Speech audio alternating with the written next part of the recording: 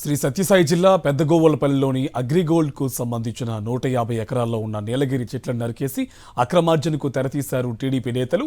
ఈ నేపథ్యంలో మాజీ ఉషశ్రీ చరణ్ పెద్దగోవలపల్లిలోని అగ్రిగోల్డ్ భూములను వైఎస్ఆర్సీపీ నేతలతో కలిసి సందర్శించారు. టీడీపీ నేతలను దుశ్చర్యలను ఖండించారు.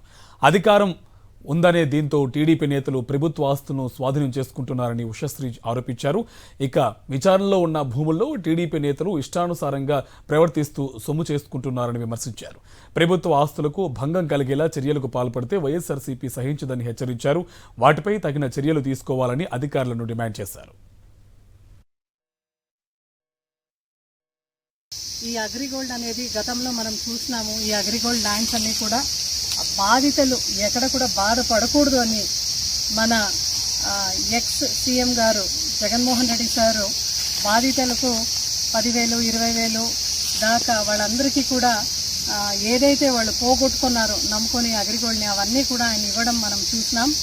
అది జగన్మోహన్ రెడ్డి గారి పనితీరు అయితే ఈ ప్రభుత్వంలో మనం చూస్తున్నాం. ఈ రొద్దం మండలంలో చిన్న పెదగోవన్పల్లి విలేజ్లో మనం ఇక్కడ చూస్తున్నాము. చూడండి, 112 ఎకరాలు ఏదైతే ఇక్కడ కనపడతా ఉందో 2-3 రోజుల నుంచి కూడా ఇది ప్రజాసొమ్ము గవర్నమెంట్ కస్టడీలోనే ఉంది. ప్రజాసొమ్ము, ప్రజాధనము, ఇట్లా పెద్ద పెద్ద చెట్లన్నీ కూడా దొంగలు పడి ఇవన్నీ కూడా కోస్తున్నారు. ఏ ఒక్క ఫారెస్ట్ ఆఫీసర్ని అడిగితే వాళ్ళు పర్మిషన్ ఇవ్వలేదంటున్నారు. డిస్ట్రిక్ట్ ఫారెస్ట్ ఆఫీసర్ డిఎఫ్ఓ గారు కూడా దీనిపైన ఖచ్చితంగా కఠినమైన చర్యలు తీసుకోవాలి. టీడీపీ ప్రభుత్వంలో సవితమ్మ కుమ్మకతో పట్టపగలే ఇక్కడ వచ్చి పెద్ద పెద్ద రంపాలు తీసుకొని వచ్చి కోస్తా చెట్లన్నీ కట్ చేసి దీని పగలు దోపిడీ చేసే అధికారం ఎవరిచ్చినారు?